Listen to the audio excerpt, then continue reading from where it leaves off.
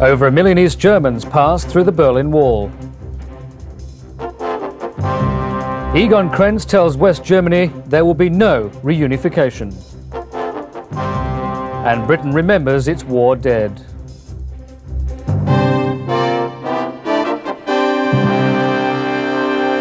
Good morning, you're watching Sky World News overnight. I'm Stephen Marnie.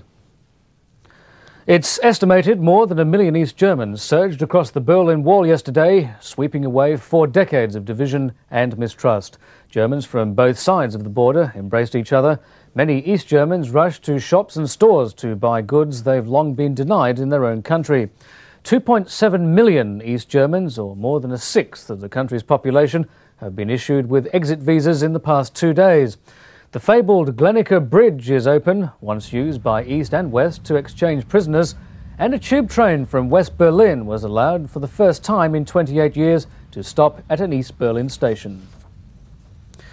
But this morning, the atmosphere near the Brandenburg Gate was described as tense as East German border police stood shoulder to shoulder on the Berlin Wall. They've been trying to stop a crowd of more than 1,000 people clambering over. Bottles and other missiles were thrown at the police.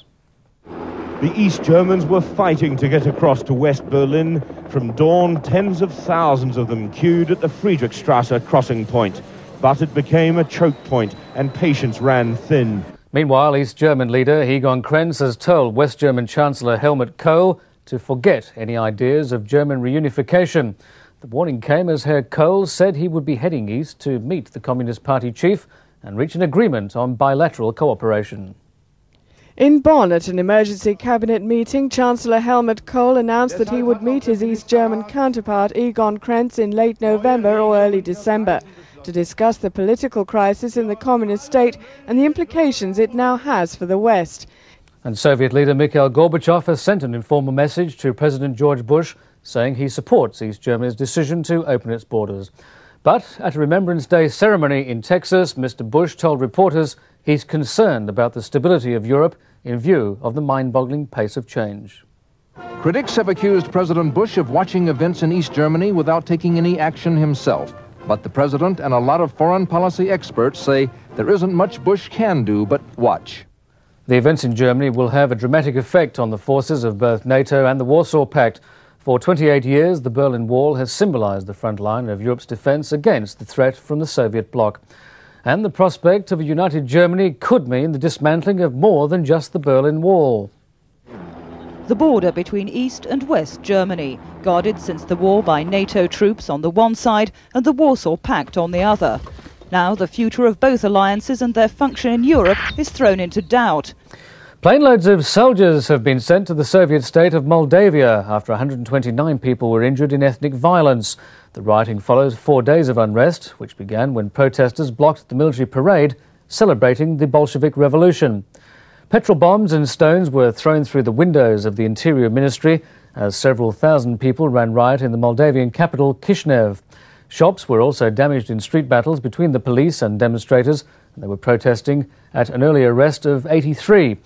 Policemen and 46 protesters were also amongst the injured. Troops are patrolling the streets, and the sale of alcohol has been banned, and there's also a nighttime curfew on minors.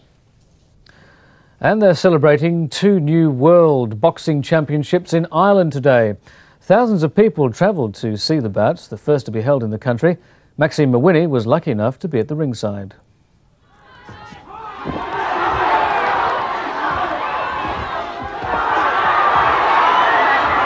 And now it's time for a quick look at the weather before we go. Yesterday was quite a mild day in the south with temperatures above average, and it looks set to be a similarly mild day today.